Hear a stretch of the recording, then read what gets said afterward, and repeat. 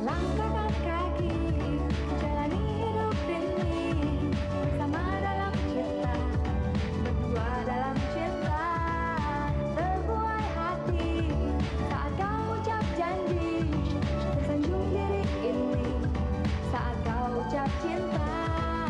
Ada rasa indah ketika ku tatap mata, dalam hatiku bertanya, adakah ini saatnya?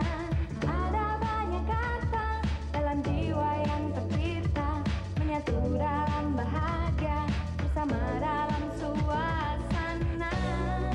Sambutlah tanganku kasih, satukan rasa di hati, pastikan diri. Genggamlah tanganku sayang, satukan rasa di hati, yakinkan diri. Langkahkan kaki, jalani hidup ini bersama dalam cinta, berdua dalam cinta. Terbuai hati saat kau ucap janji, tersanjung diri ini saat kau ucap cinta.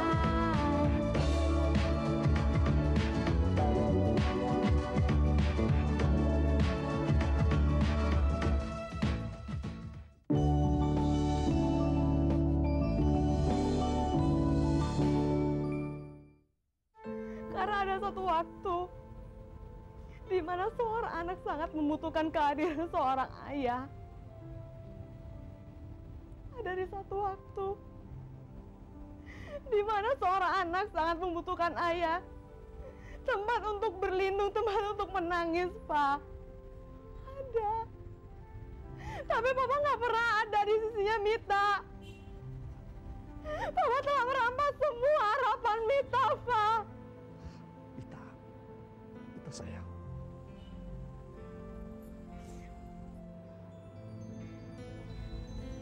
Jangan pernah manggil Mita sayang, Pak. Karena mulai hari ini, Papa udah gak ada arti apa-apa lagi buat Mita. Papa telah mati buat Mita. Mita, meskipun Papa sudah bercerai dengan mama kamu, tapi kamu tetap ada di hati Papa. Papa sayang sama Mita. Papa bohong. Papa jahat. Mita.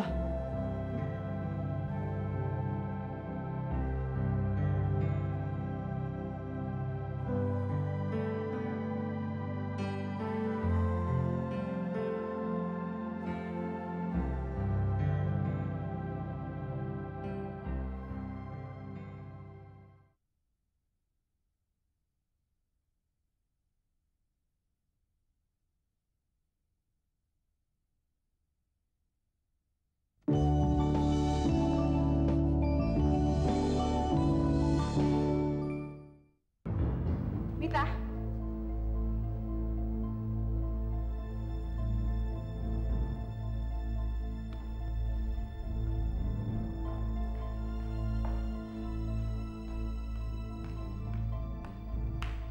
Mita, kok kamu nangis? Kenapa, sayang? Nggak apa-apa, Ma. Mita cuma kecewa aja sama kedua orang tua Mita. Apa-apaan sih kamu? Mama sekarang puas kan, Ma? Papa akhirnya menandatangani surat kesepakatan perceraian itu. Iya kan? Itu yang Mama mau kan? Orang tua yang egois yang memikirkan kebahagiaan mereka sendiri kalau mereka bercerai, itu nggak pernah memikirkan perasaan anak mereka. Apa akibatnya buat anaknya kalau orang tua mereka bercerai? Nggak pernah kan mau memikirkan.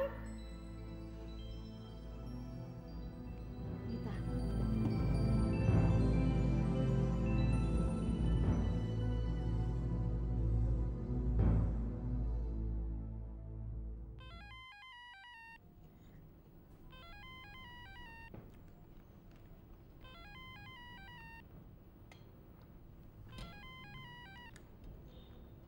Halo. Halo, Den. Sorry, saya harus ngeganggu kamu. Tapi saya cuma minta tolong dari seorang teman, Den. Kenapa? Akhirnya orang tua saya memutuskan untuk bercerai dan hidup saya hancur.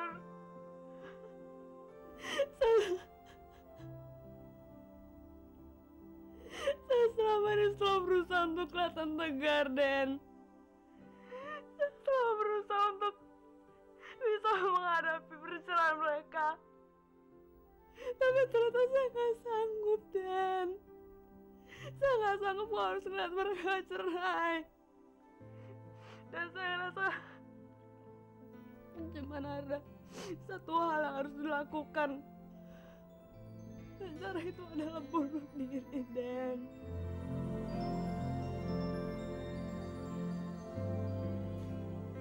Mit, kamu ini apa-apaan sih? Apa nggak ada cara lain untuk mengatasi masalah kamu?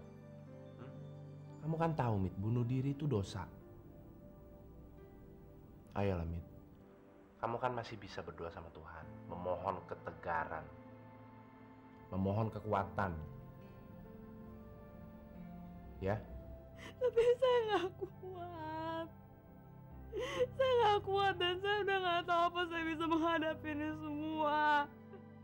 Dan saya nggak tahu apa nasib saya nanti.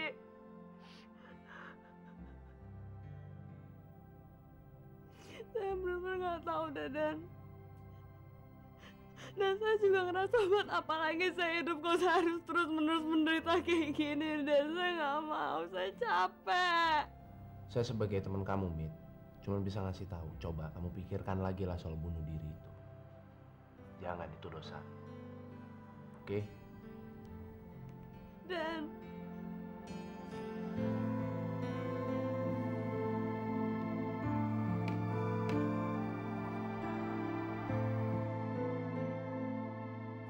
satu hal yang harus dilakukan. Dan cara itu adalah bunuh diri, Dan. Dan kamu satu-satunya teman saya. Tapi ternyata kamu juga nggak mau ngebantuin saya, Dan. Lebih baik saya mati aja daripada saya terus-terus siksa kayak gini.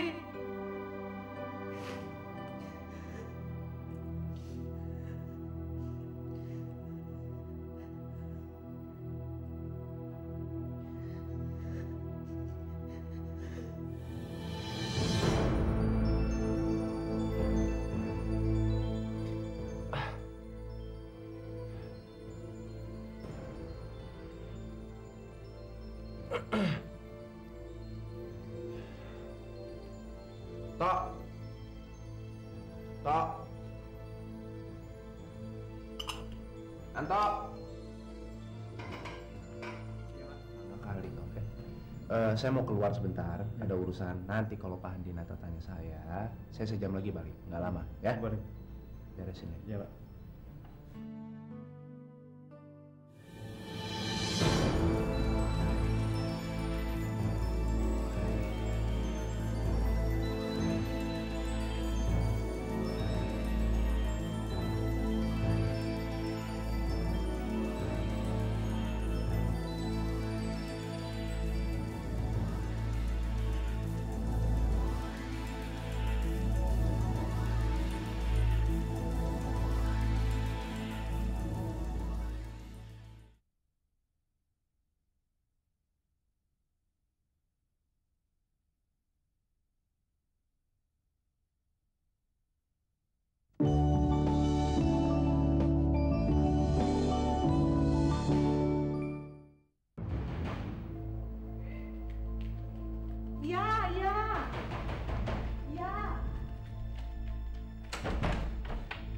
Mita di mana?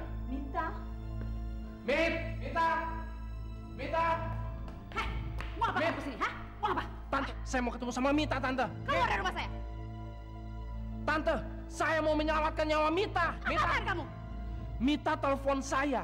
Dia mau saya mendengarkan semua keluhan dia tentang perceraian Tante.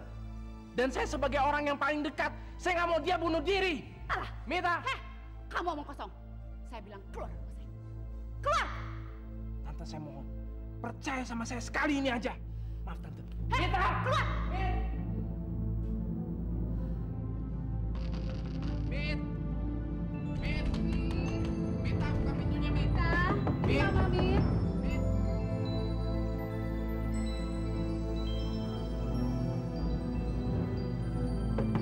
Mita, buka pintunya sayang.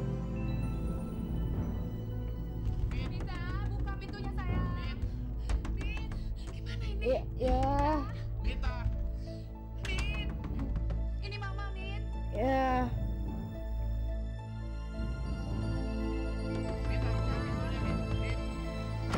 Mita. Mita. Mit. Mit.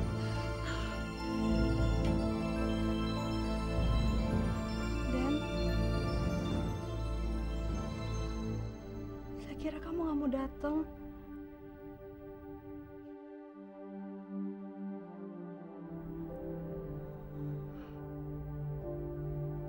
Kamu nggak apa-apa, Mit?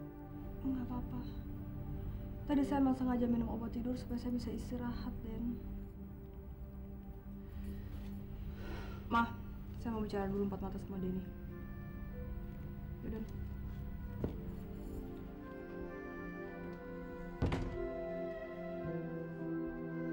Kok kamu masih mau datang, Den? Saya cuma nggak mau kamu melakukan ketololan yang nggak pantas dilakukan oleh orang yang punya otak cemerlang kayak kamu.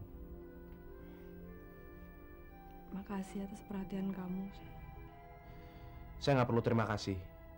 Saya cuma mau kamu janji nggak usah mikir soal bunuh diri lagi, ya? Iya. Saya janji saya nggak akan mencoba untuk bunuh diri lagi. Ya, bagus.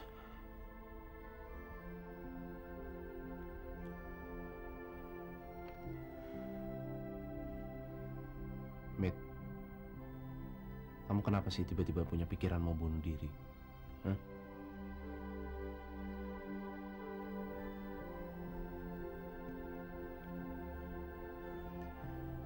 Gak tahu deh, Den. Saya ngerasa saya udah capek aja ngadepin semuanya ini.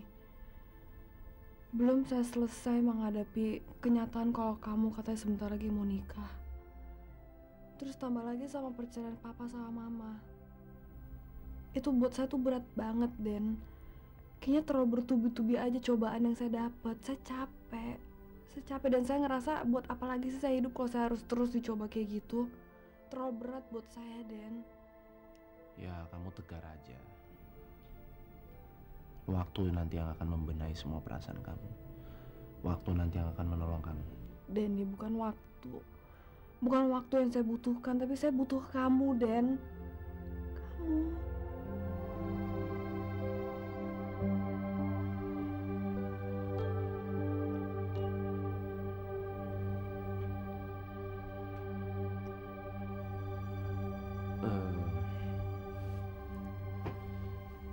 Sebagai sahabat saya akan menolong kamu semampu saya.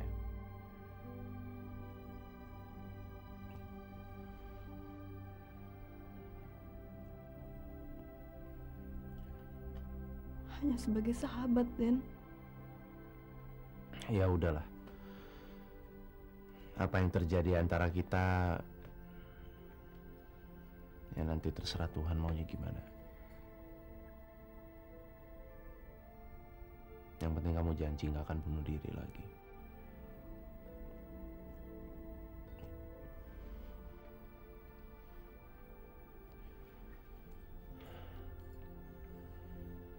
Saya harus kembali ke kantor. Ya. Ke kantor atau ke Tria? Mit. Udahlah, nggak usah bahas soal topik ini, ya.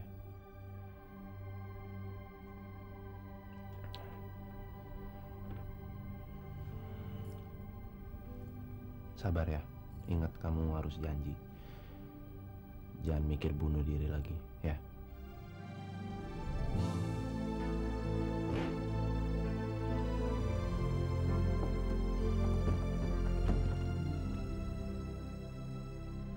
Dia udah janji nggak akan bunuh diri. Terima kasih.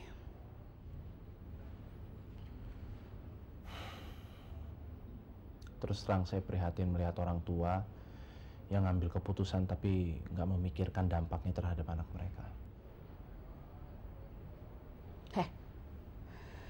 Kamu jangan pernah berbicara mengenai masalah yang sebenarnya kamu tidak tahu. Saya bicara karena saya tahu, Tante. Saya bisa bicara begini karena Mita kecewa terhadap keputusan Tante dan papanya. Tante mikir nggak, dengan Tante mengambil keputusan itu hanya untuk meringankan beban Tante, tapi Tante nggak memikirkan dampaknya terhadap Mita yang menjadi beban buat dia. Itu menjadi tekanan yang sangat berat buat dia.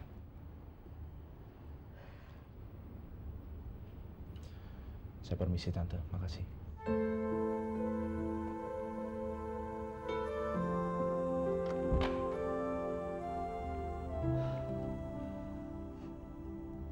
Saya sependapat sama Denny, mah. Semua beban yang di pundak mama sama papa tuh akhirnya memang terangkat. Tapi beban itu pindah ke saya, mah. Dan akhirnya beban itu berubah menjadi penderitaan buat saya. Maafkan Mama, sayang. Mama bisa mengerti apa yang kamu rasakan. Tapi coba kamu lihat persoalan ini, perceraian ini dari sudut pandang Mama. Pasti kamu akan mengambil tindakan yang sama dengan Mama. Karena menjalani hidup sebagai seorang istri tanpa didampingi oleh seorang suami sangat menyiksa batin Mama. Dan luka Mama semakin berat sekali setelah Mama tahu bahwa suami Mama sendiri hidup bersama mantan kekasihnya.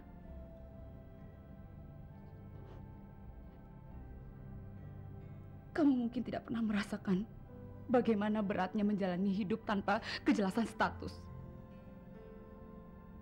Sampai kapan Mama harus begini, Mita? Sampai kapan, sayang? Tolong lihat Mama dong. Mama sudah tidak tahan lagi. Mama sudah tidak kuat, Mita. Luka Mama dari hari ke hari semakin bertambah. Tapi kamu tidak pernah merasakan luka dan perasaan Mama.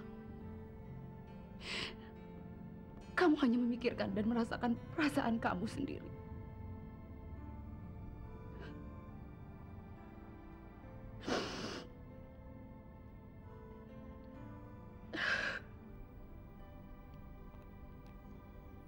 Maafin Mita ya, Ma. Maafin Mita.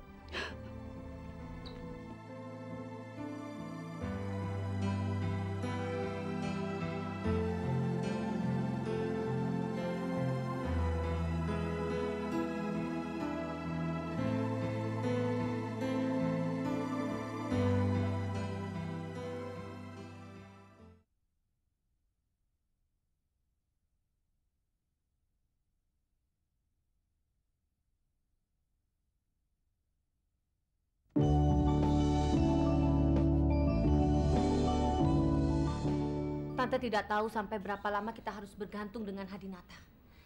Dan Tante juga tidak tahu sampai berapa lama lagi kita harus pindah dari satu rumah ke rumah lainnya. Cuma berapa lama kita harus tenang merasa tinggal di sini sebelum masalah baru muncul lagi. Saya sendiri bingung. Saya ini benar-benar bingung, Tante. Saya nggak tahu harus melakukan apa lagi supaya Hadinata cepat-cepat menikah dengan saya. Kenapa kamu harus bingung? Kamu buat aja si Hadinata itu panik terus-menerus. Sampai dia tidak mempunyai cara lain kecuali menikah dengan kamu.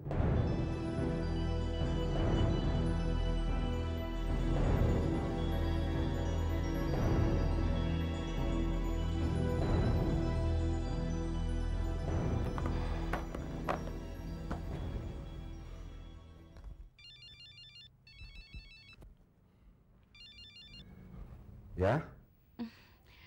Halo, sayang. Sayang, perut saya sakit. Aduh. Mas, saya takut ada apa-apa dengan kandungan saya, Mas. Nanti malam saya ke sana ya. Sekarang saya mau pulang dulu. Saya sudah ada janji sama istri saya mau nganter dia belanja. Apa? Kok Mas enaknya begitu sih? Sementara saya di sini lagi kesakitan, Mas mau nganterin istri Mas pergi belanja. Apa Mas gak ingat? Apa Mas sudah mulai lupa kalau anak yang saya kandung ini anak Mas? Iya, saya masih ingat. Saya janji, pulang dari antar istri saya langsung ke sana. Jangan ngambek dong. Enggak, saya nggak ngambek. Saya cuma capek jadi orang nomor 2 terus-menerus dalam kehidupan Mas. Sekarang Mas tinggal pilih. Mas segera datang sini atau saya yang nyusul ke rumah Mas dan bilang pada istri Mas tentang kandungan saya. Bagaimana? Oke, sekarang saya ke sana. Iya, sekarang. Bye.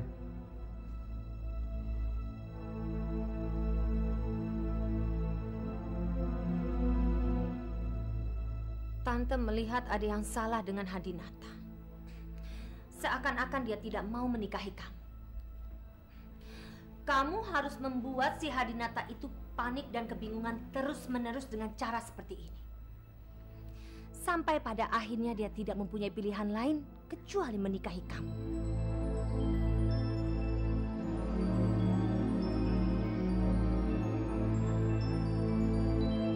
Ben, kedengarannya ini memang kekanak-kanakan.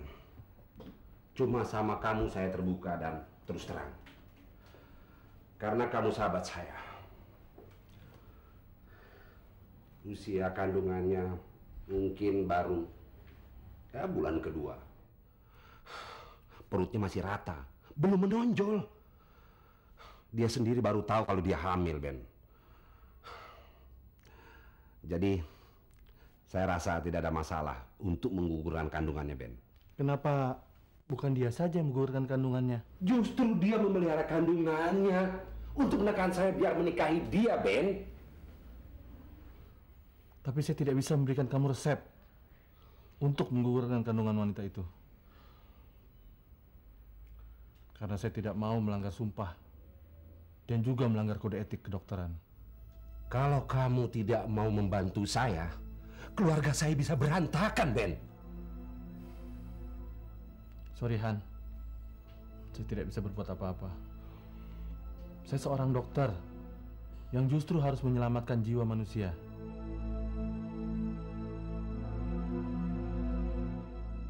Han. Gimana sih lo? Temen lu kan itu seorang dokter kandungan. Masa dia nggak bisa bantu sih? Rev, dia itu memang seorang dokter kandungan. Tapi dia tidak mau melanggar kode etik kedokterannya. Dia bilang, tugasnya adalah menyelamatkan jiwa manusia, bukan melenyapkannya. Yang gua khawatir, kalau pacar gua datang ke rumah dan ngadu sama istri gua kalau dia hamil karena gua, wah, gua bisa celaka.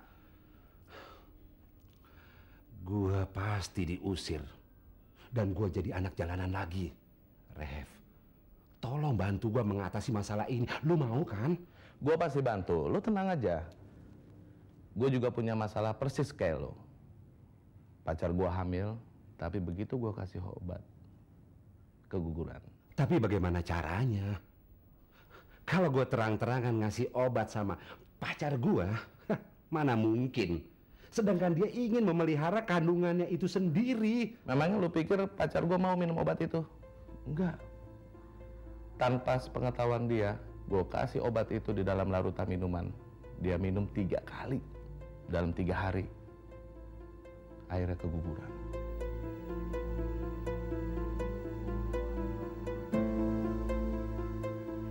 Kamu boleh merasa lega atas penandatanganan surat-surat untuk mengurus perceraian kamu dengan Mia. Tapi sebaliknya, saya merasa terbebani. Saya merasa seakan-akan sayalah pendorong perceraian kamu dengan Mia. Enggak. Kamu jangan merasa terbebani. Apa yang saya sudah lakukan itu semuanya kemauan Mia. Mungkin Mia ingin bebas dari saya agar dia bisa menikah dengan pacarnya yang bernama Andri itu. Ya sudah, lupakan soal Mia. Sekarang kita bicarakan masalah rumah saja ya.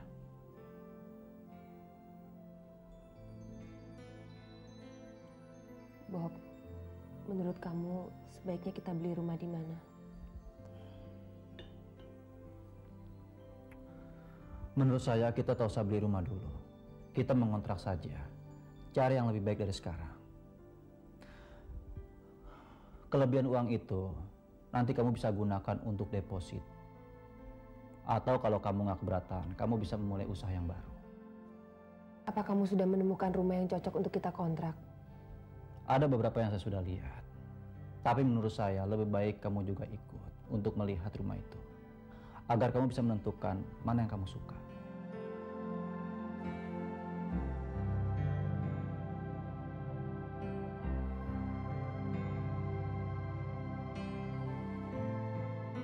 Kakak ngerti perasaan kamu, Dan. Kakak juga nggak menyalahkan kamu pergi atau datang ke rumah Mita. Tapi sekarang ini kamu sudah memiliki komitmen sama Tria.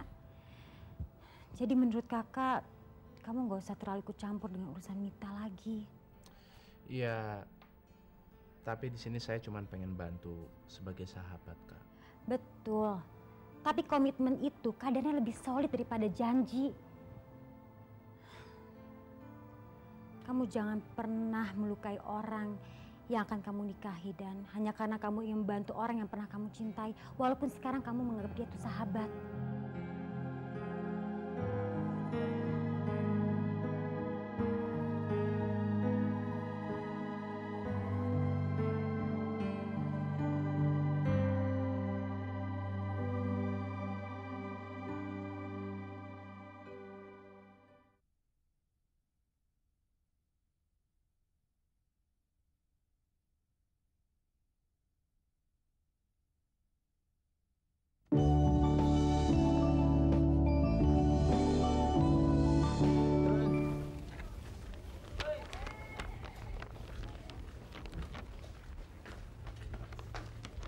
Ya, taruh sini aja nih.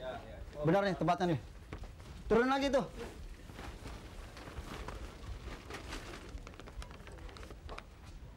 Permisi. Sepada. Iya, ya. Permisi, Bu.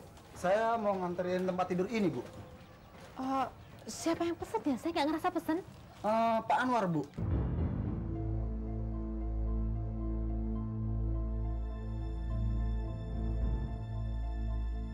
Katanya anaknya kawin dengan orang miskin. Jadi dia tidak terbiasa tidur di tempat tidur murahan gitu, Bu. Tolong tanda tanganin, Bu.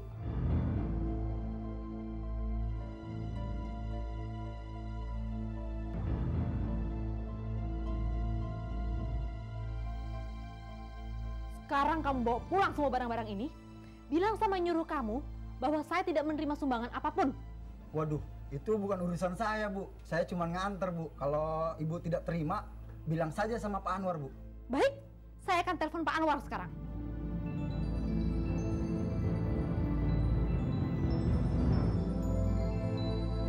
Saya Ira, Dok. Kakaknya Dokter Hari. Oh, iya. Mungkin dokter sudah mendengar kalau adik saya akan menikahi Indah sebagai tanggung jawab atas perbuatannya. Iya. Saya dengar itu dari Dokter Hari. Saya juga mendengar kalau dokter yang menangani kandungan Indah. Iya. Begini, Dok, kalau bisa saya tahu kira-kira kapan Indah akan melahirkan? Karena ini untuk mempermudah kami mempersiapkan pernikahan mereka. Sekitar 2 bulan lagi lah. Jadi kandungan Indah sekarang sudah 7 bulan ya, Dok? Kurang lebih begitu.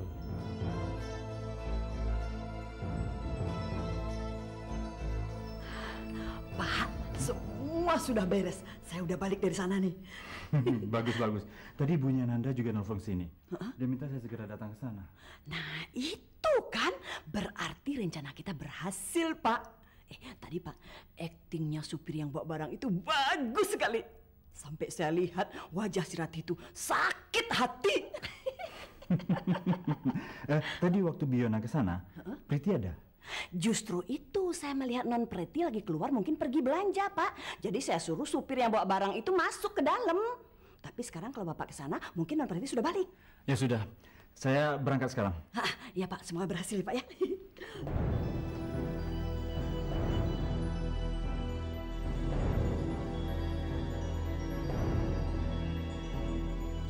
Ma, ternyata dugaan Ira benar. Hari dijebak. Kamu tahu dari mana? Ira barusan ketemu dengan dokter Beni yang menangani kandungan Indah. Dan dokter Beni bilang kalau perempuan itu sudah hamil 7 bulan. Sementara kan kita tahu kita pindah ke sini dan hari kerja di rumah sakit itu kan baru 6 bulan. Iya, betul juga ya, Ra. Pasti perempuan itu hamil dengan laki-laki lain ya, Ma? Dengan cara apapun, kita harus bisa membatalkan pernikahan Hari dengan perempuan itu.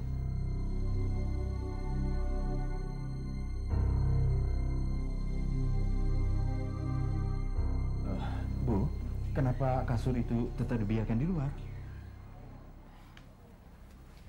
Kalau Pak Anwar mau mengirimkan apapun, seharusnya Bapak menanyakan saya dahulu.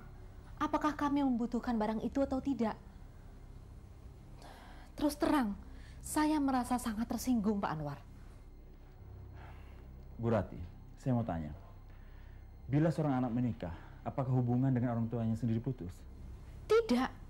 Tapi kan seharusnya... Dulu, saya belum selesai bicara.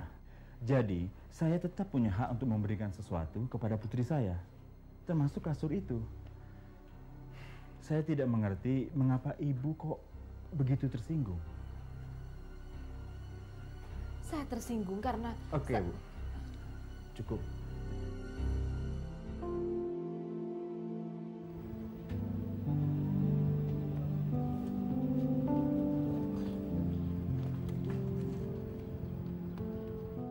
Saya harus segera ke kantor. Saya akan suruh sopir saya untuk mengambil kembali kasur itu. Mulai detik ini, saya berjanji, saya tidak akan memberikan apapun lagi kepada anak saya.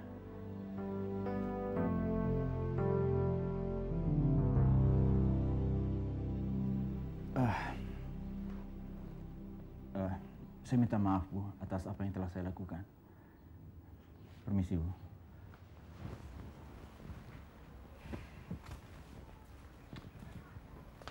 Priti.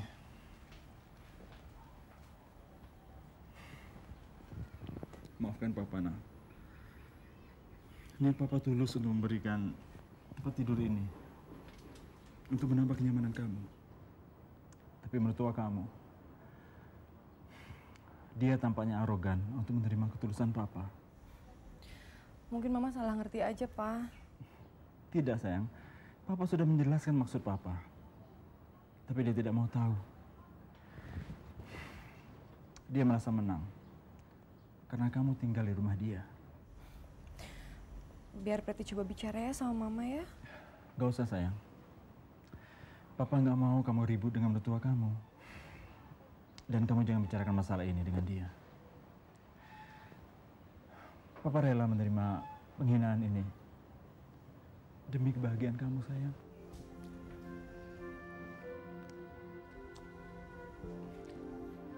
Papa jalan dulu ya, sayang.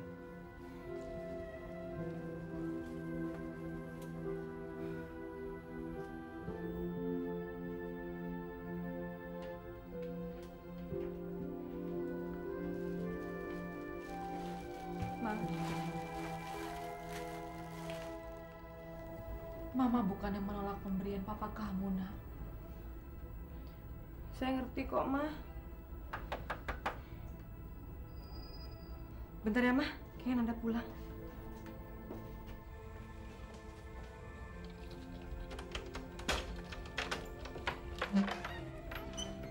Preti, ini kasur siapa?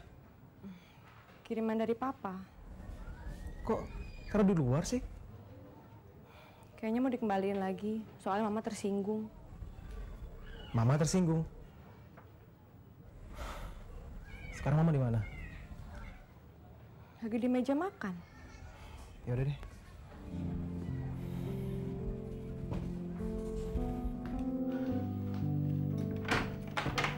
Bapak, gimana Pak? Gimana? Saya yakin sekarang Priti sudah mulai merasa kecewa dengan mertuanya. Oh, bagus. Nah, kita sekarang tinggal buat rencana selanjutnya. Oh, tenang aja, Pak. Saya akan bikin rencananya lebih dahsyat lagi. Ayo, sekarang Diana tolong bikinkan saya teh ya. Ya, baik, Pak, baik.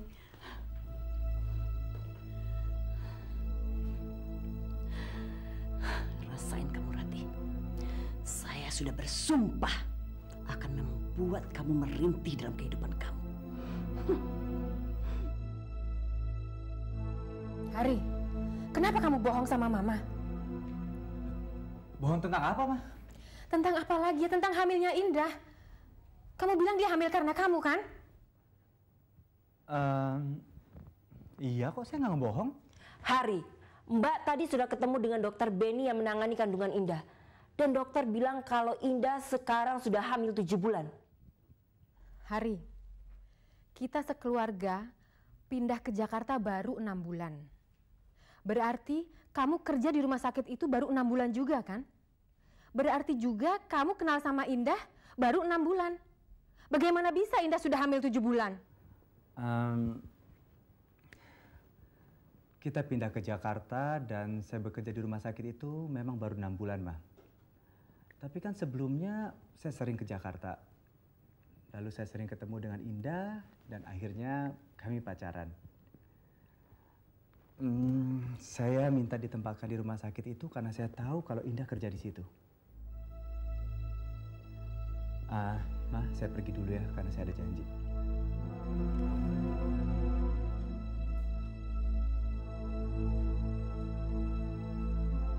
Mama yakin Hari pasti bohong. Aku juga ngerasa begitu, Ma. Aku akan mencari sumber lain yang bisa membongkar semua kebohongan dia.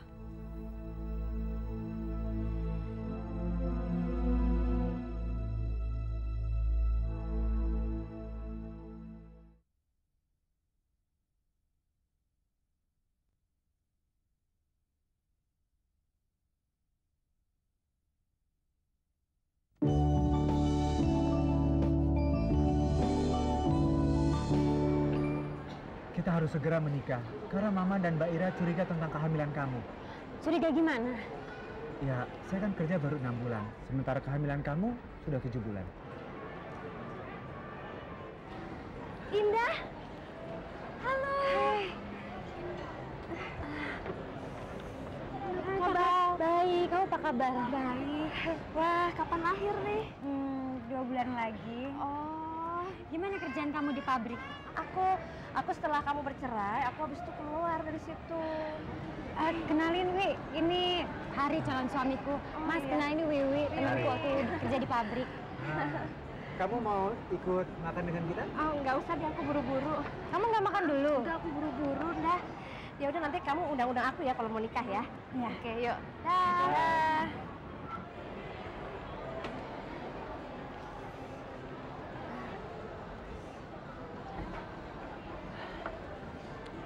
Wiwi itu adalah teman yang baik. Dia selalu bantuin aku. Tapi dari mana mama kamu sama kakak kamu tahu kalau aku hamil 7 bulan, Mas? Kamu nggak usah pikirin masalah itu. Yang penting kita harus segera menikah. Biar kita nggak ada lagi masalah-masalah yang besar yang akan kita hadapi.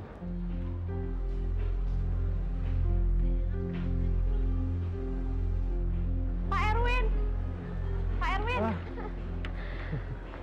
Halo Pak, apa kabar? Baik, apa kabar? Baik, baik. Kerja di mana sekarang? Saya sekarang kerja di salon. Oh, di salon? Iya. Oh. Tapi hari ini saya seneng banget loh Pak. Banyak banget kejutan. Saya ketemu Bapak, saya ketemu mantan istri Bapak. Di mana? Di kafetaria sama calon suaminya. Saya tinggal dulu ya. Saya iya. ada meeting soalnya. Oh gitu. Iya, Ya, Ma. Pak, maaf. Ya, mari Pak. Halo, iya Ma. Kamu ada di mana sekarang? Erwin lagi di mall, lagi ada meeting sama klien di restoran. Loh, kamu kan janji mau nganterin Mama. Iya. Sebentar Erwin jemput, Ma. Halo? Halo?